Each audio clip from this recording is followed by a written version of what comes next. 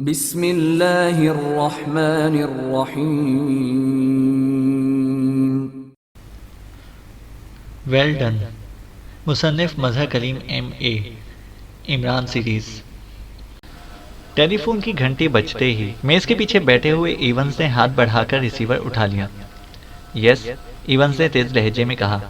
Richard بول رہا ہوں باس، آپ کو ایک اہم اطلاع دینی ہے۔ دوسری طرف سے ایک مؤدبانہ آواز سنائی دی۔ کیسی اطلاع؟ ایونز نے چونک کر پوچھا۔ باس، ابھی مجھے اطلاع ملی ہے کہ سنو وائٹ کلب میں مادام فراو کے بارے میں پوچھ گچھ کی گئی ہے۔ پوچھ گچھ کرنے والوں میں ایک مقامی آدمی بتایا جاتا ہے جس کا نام ٹائیگر ہے، اور دوسرا غیر ملکی تھا۔ انہیں وہاں سے معلوم ہو گیا ہے کہ مادام فراو نے کلب چھوڑ دیا ہے اور وہ آج رات کی فلائٹ سے واپس ایکریمیا جا رہی ہے، رچرڈ نے کہا، اور ایونز رچرڈ کی بات سن کر بری طرح چونک پڑا۔ اوہ، پھر اس ٹائیگر اور غیر ملکی کا کچھ پتہ چلا؟ ایونز نے ہونٹ چباتے ہوئے پوچھا۔ نو سر، یہ تو اتفاق ہے کہ ہمارا ایک آدمی مادام فراو سے کوئی بات کرنے وہاں گیا تو اسے مادام فراو والے کمرے کے بیرے نے بتایا کہ 2 گھنٹے قبل یکے بعد دیگرے 2 آدمی مادام فراو کے متعلق پوچھ گچھ کرنے آئے تھے۔ ان میں سے اس مقامی آدمی کو وہ جانتا تھا، اس لیے اس کا نام اسے بتا دیا، جبکہ غیر ملکی اس کے لیے اجنبی تھا۔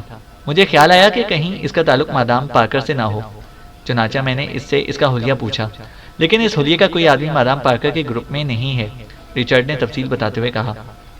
ٹائیگر مادام فراو سے متعلق پوچھ رہا تھا؟ ویری بیڈ، یہ یہاں کے لوگ مجھے شیطانوں کی اولاد لگتے ہیں۔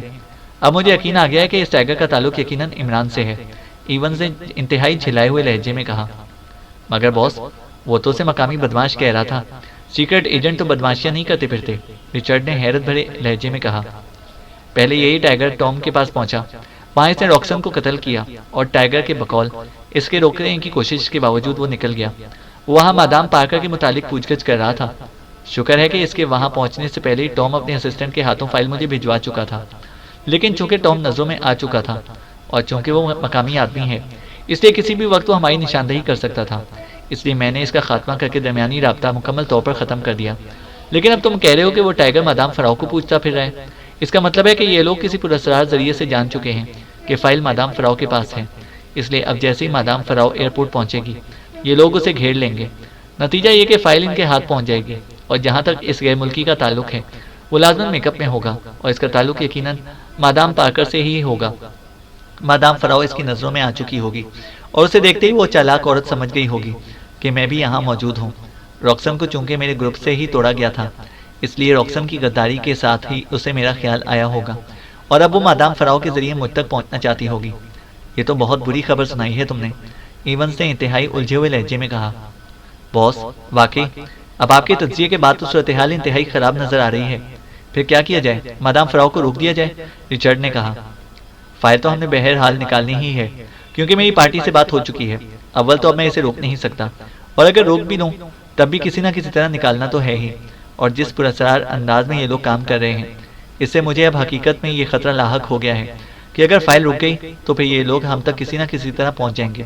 اس لیے ایک کام ہو سکتا ہے کہ ہم مادام فراو کو میک اپ میں بھجوا دیں، وہ عزیز خان سے کوئی بہانہ کر سکتی ہے، اور عزیز خان کی وجہ سے کوئی اسے چیک بھی نہ کر سکے گا، اس طرح وہ آسانی سے فائل نکال کر لے جائے گی۔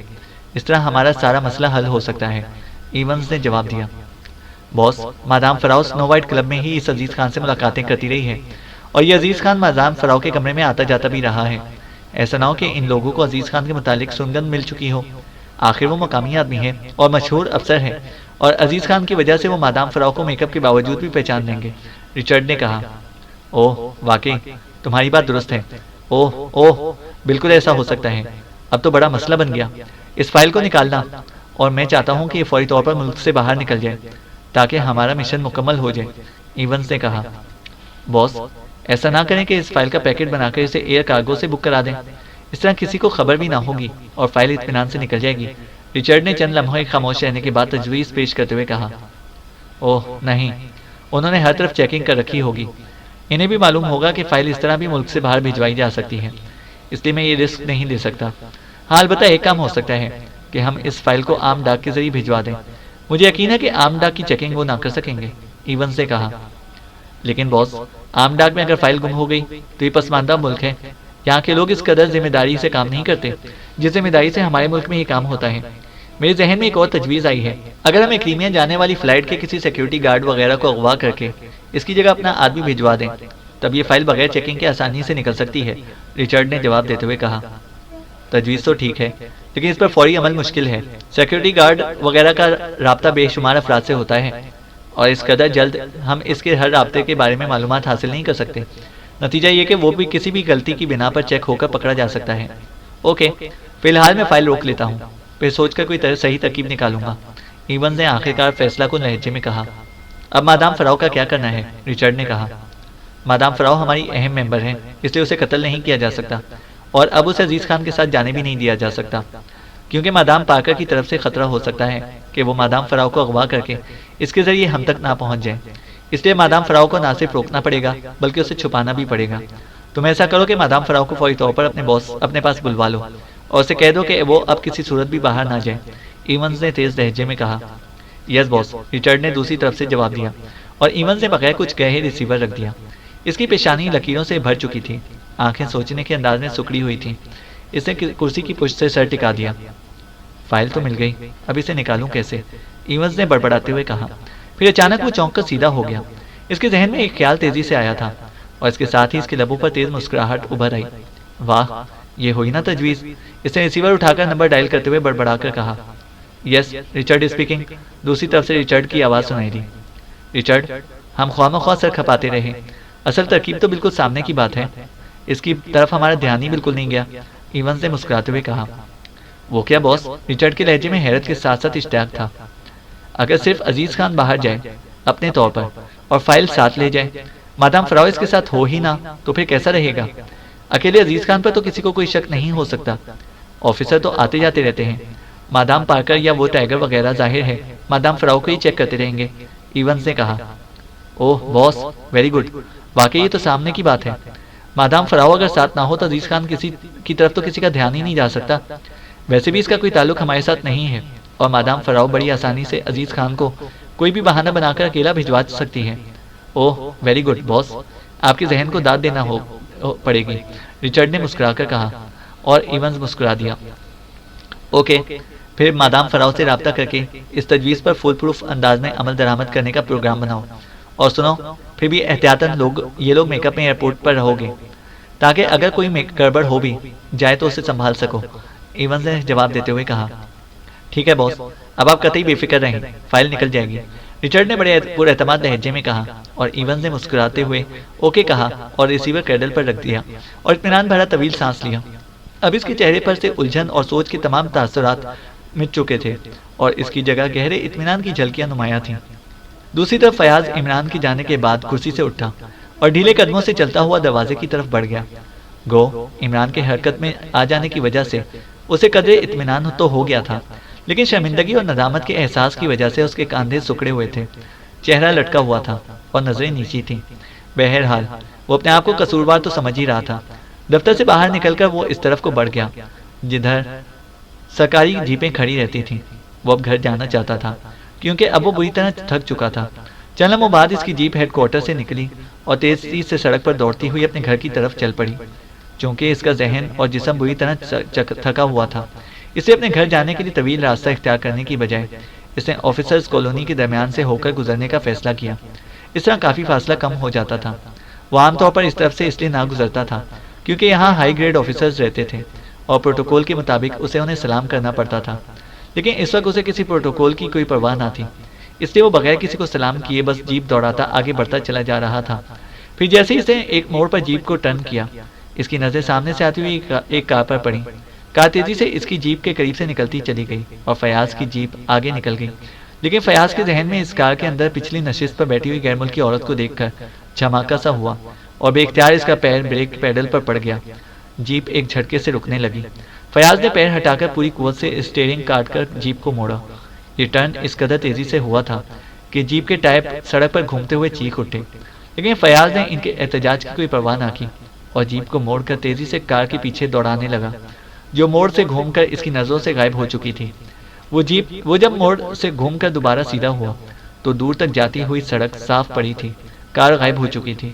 اس سڑک کے دونوں اطراف میں صرف کوٹھیوں کے پھاٹک تھے، اس لیے یہی سمجھا جا سکتا تھا کہ کار کسی کوٹھی کے پھاٹک میں مڑ گئی ہے، ورنہ اتنی دیر میں تو کسی صورت بھی کار اس سڑک کو کراس کر کے کافی دور موجود اگلے چوک سے نہ مڑ سکتی تھی۔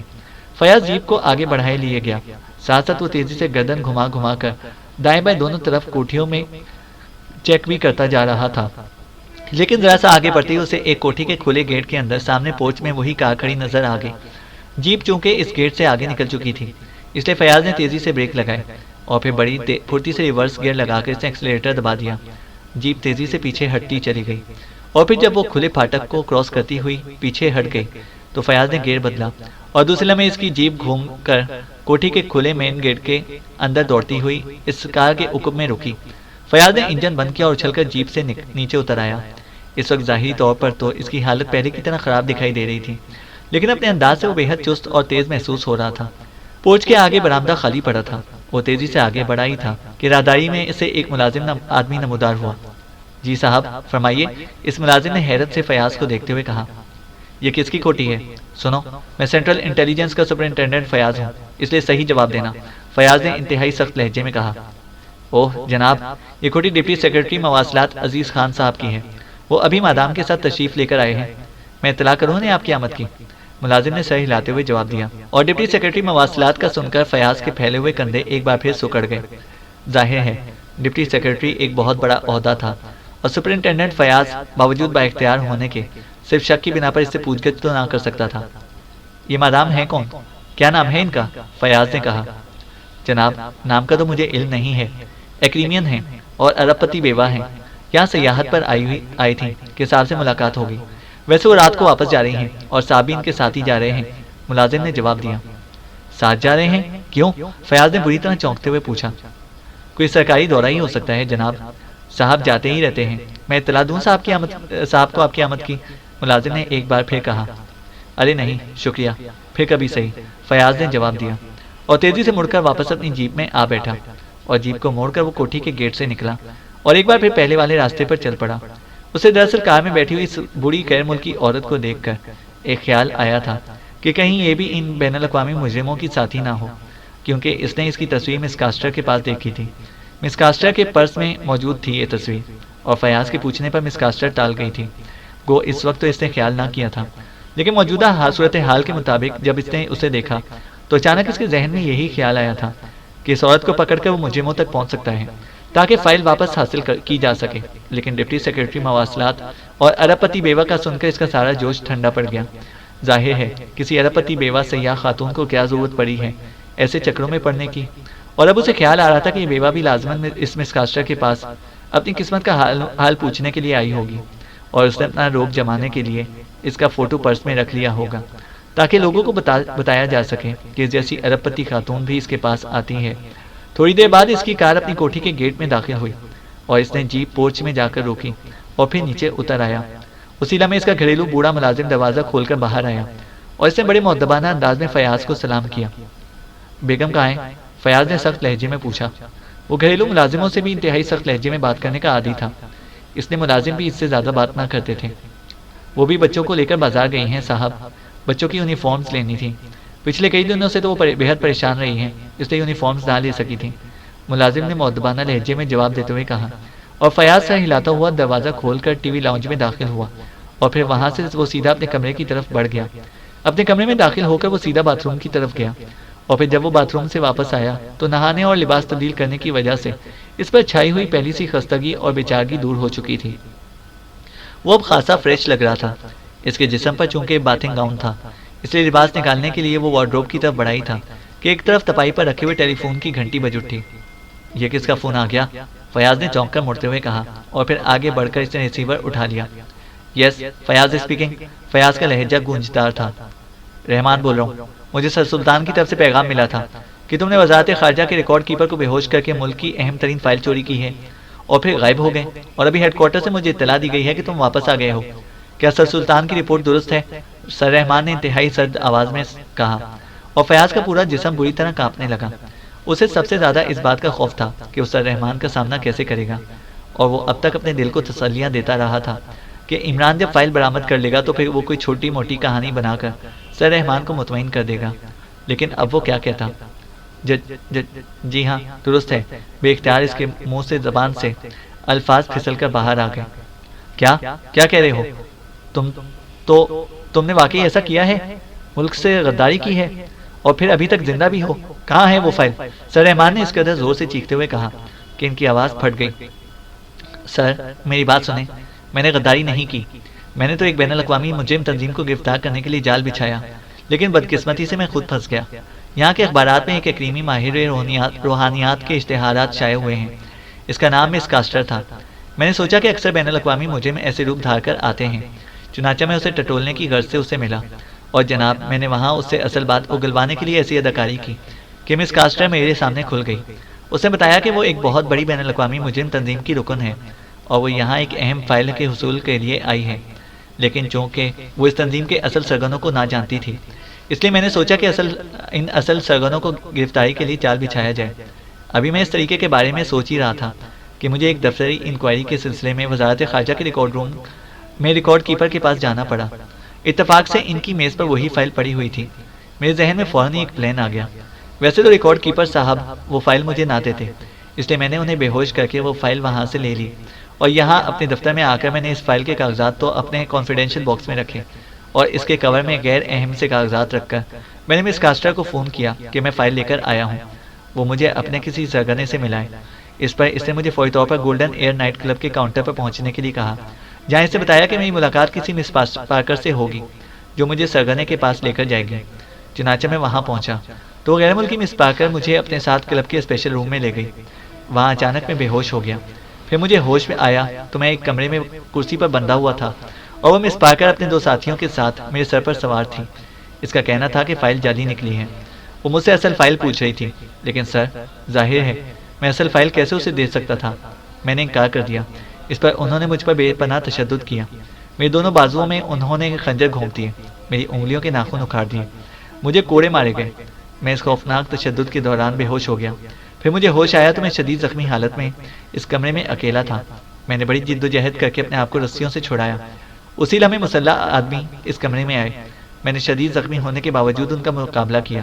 وہ تعداد میں 2 تھے، لیکن میں انہیں مار گرایا، اور پھر میں اس کوٹھی سے نکل کر سیدھا اپنے ہیڈ کوارٹر پہنچا.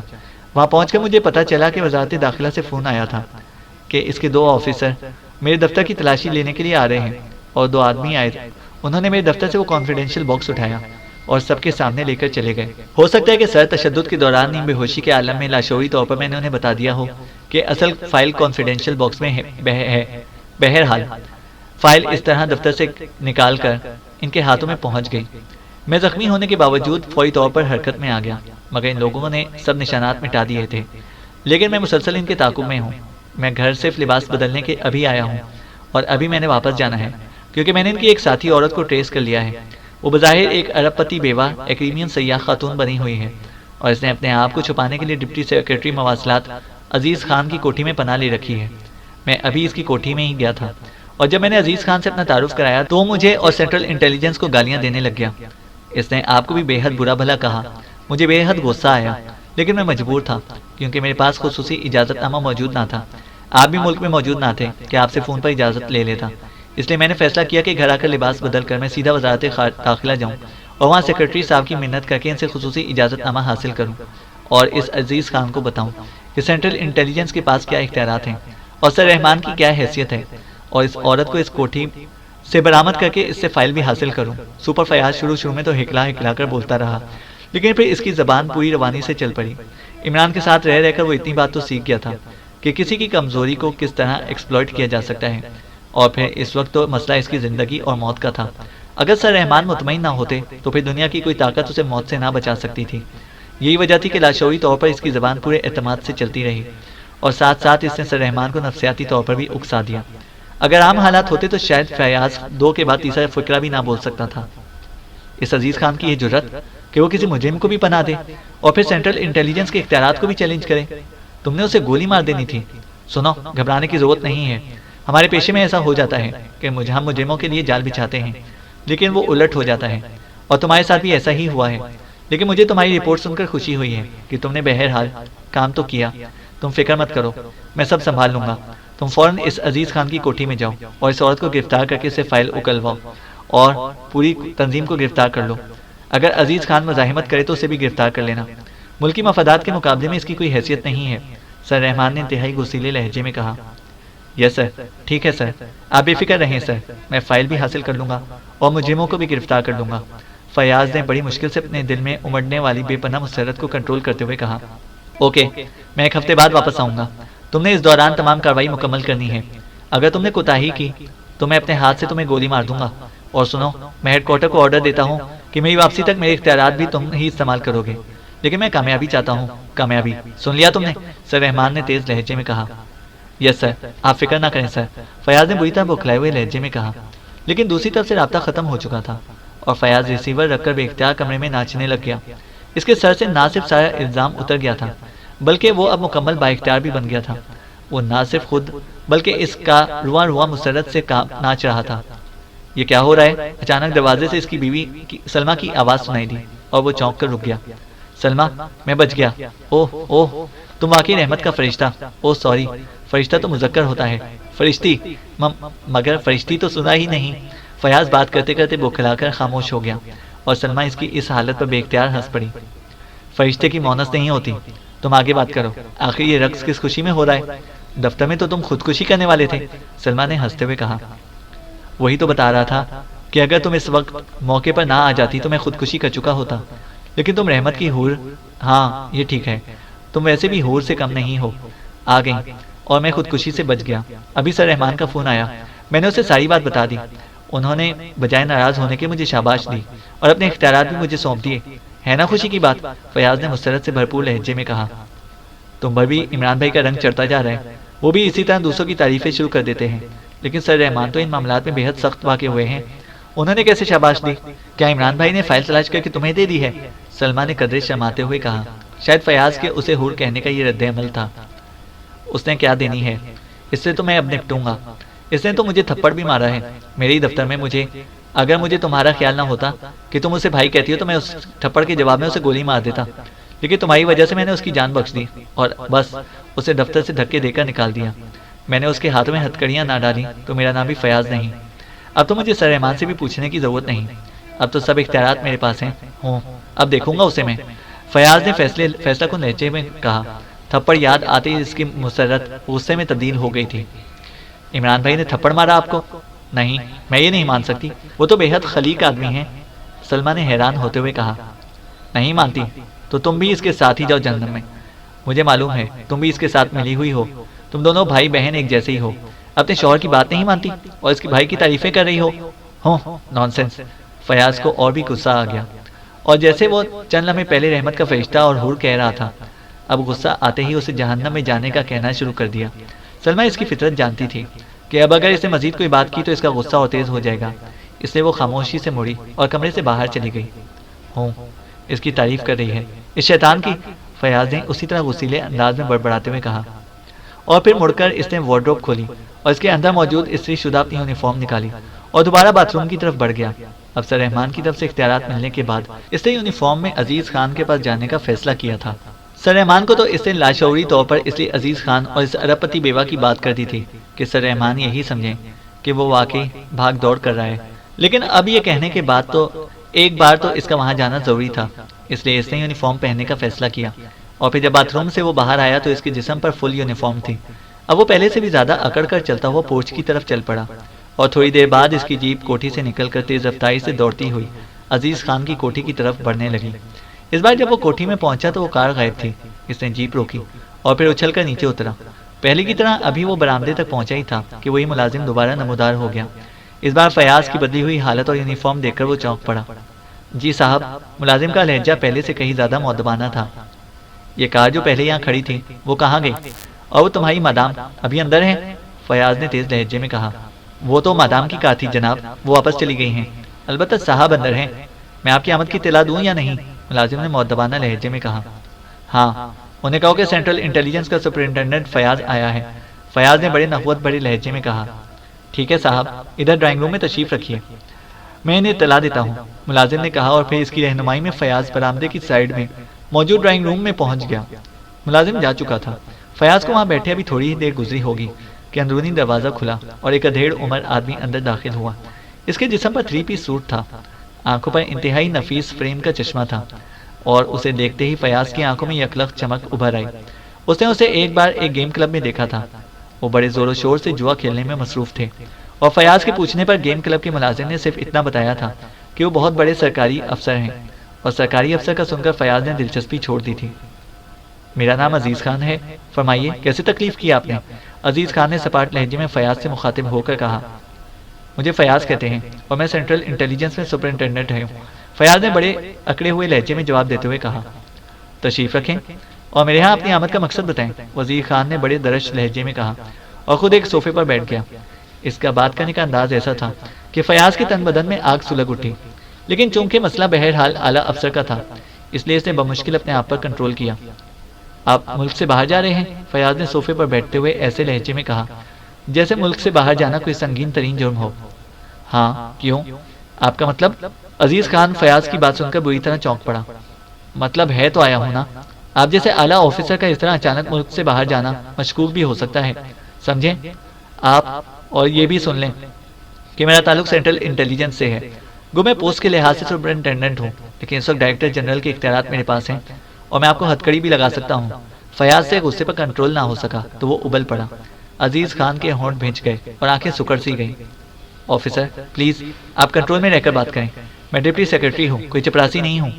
مجھے معلوم ہے کہ سینٹرل انٹیلیجنس کے کیا اختیارات ہیں، پہلے مجھے بتائیے کہ میرا ملک سے باہر جانا کیسے مشکوک ہو گیا ہے۔ میں نے ڈپارٹمنٹ سے 6 ماہ کی رخصت لی ہوئی ہے، اور ملک سے باہر جانے کا باقاعدہ اجازت نامہ بھی میرے پاس موجود ہے، عزیز خان نے سپاٹ انداز میں کہا۔ لیکن بہرحال فیاض کی دھمکی کام کر دکھا چکی تھی، کیونکہ پہلے کی نسبت اب اس کا لہجہ قدرے نرم تھا، اور عزیز خان کی بات سن کر فیاض کی آنکھوں میں مزید چمک ابھر آئی تھی، کیونکہ پہلے وہ یہی سمجھا تھا کہ عزیز خان سرکاری دورے پر جا رہے ہیں، اور اس نے بس بات چلانے کی غرض سے اس کے باہر جانے کو مشکوک قرار دیا تھا۔ لیکن اب جب کہ عزیز خان رخصت پر تھا اور نجی طور پر باہر جا رہا تھا، تو اب وہ اور زیادہ شیر ہو گیا۔ آپ اکیلے جا رہے ہیں یا آپ کے ساتھ وہ ارب پتی ایکریمین بیوہ خاتون بھی جا رہی ہیں؟ فیاض نے کہا، اور عزیز خان اس کی بات سن کر بے اختیار اچھل پڑا۔ اوہ، حیرت ہے، آپ کو ان ساری باتوں کا کیسے علم ہوا؟ عزیز خان کے لہجے میں واقعی بے پناہ حیرت تھی۔ آپ انٹیلیجنس کو کیا نکموں کا محکمہ سمجھتے ہیں؟ فیاض نے مسکراتے ہوئے بڑے طنزیہ لہجے میں کہا، تو عزیز خان بے اختیار سر ہلانے لگا۔ اوہ ہاں، واقعی مجھے خیال نہ آ رہا تھا کہ آپ کا تعلق سینٹرل انٹیلیجنس سے ہے۔ بہرحال مادام فراو میری دوست ہیں، اور آپ کو یہ بتا دوں کہ اگر آپ کو علم نہ ہو کہ میں اور مادام فراو نے شادی کا فیصلہ کیا ہے، اور میں نے اس کے لیے بھی محکمے سے باقاعدہ اجازت نامہ لے لیا ہے، کیونکہ غیر ملکی خاتون سے شادی کے لیے اعلیٰ افسروں کو باقاعدہ اجازت لینی ضروری ہوتی ہے۔ یہ شادی ایکریمیا میں ہوگی، میں نے رخصت بھی اسی وجہ سے لی ہے۔ میں یہ 6 ماہ مادام فراو کے ساتھ ایکریمیا میں گزاروں گا، اور پھر مادام سمیت واپس آ جاؤں گا۔ اس لیے ہمارا پروگرام یہی تھا کہ ہم آج رات اکٹھے ہی ایکریمیا فلائی کر جاتے، لیکن مادام فراو کو یہاں کوئی کام تھا، اس لیے وہ فی الحال رک گئی ہیں، اور میں اکیلا وہاں جا رہا ہوں۔ مادام بعد میں آئیں گی، تاکہ میں وہاں ان سے پہلے جا کر ان کے کاروباری معاملات کو اچھی طرح سمجھ لوں، کیونکہ بہرحال شادی کے بعد میں نے ان کے وسیع و عریض جائیداد کو سنبھالنا ہے۔ عزیز خان نے تفصیل بتاتے ہوئے کہا۔ اس نے شاید یہ ساری تفصیل اس لیے بتائی تھی کہ کہیں سینٹرل انٹیلیجنس مادام فراو سے شادی کی وجہ سے مشکوک نہ ہو گئی ہو۔ اچھا طریقہ ہے دولت حاصل کرنے کا۔ بہرحال یہ آپ کا ذاتی فعل ہے، ہمارے اس سے کوئی تعلق نہیں۔ آپ صرف اتنی تفصیل بتا دیں کہ آپ کس فلائٹ سے جا رہے ہیں، اور ایکریمیا میں آپ کہاں رہیں گے؟ فیاض نے منہ بناتے ہوئے کہا۔ فیاض کی دولت حاصل کرنے والے ریمارک پر عزیز خان کا چہرہ ایک بار پھر غصے سے دما اٹھا تھا، مگر وہ اپنے آپ کو کنٹرول کر گیا اور اس نے مطلوبہ معلومات فیاض کو بتا دی۔ اوکے، تعاون کا شکریہ، فیاض نے ایک جھٹکے سے اٹھ کر کھڑے ہوتے ہوئے کہا، اور بغیر مسافہ کیے وہ تیز سے قدم اٹھاتا بیرونی دروازے کی طرف بڑھ گیا۔ چینل کو سبسکرائب کریں اور بیل آئیکن کو پریس کریں تاکہ ہماری ہر اپڈیٹ آپ کو بر وقت مل سکے۔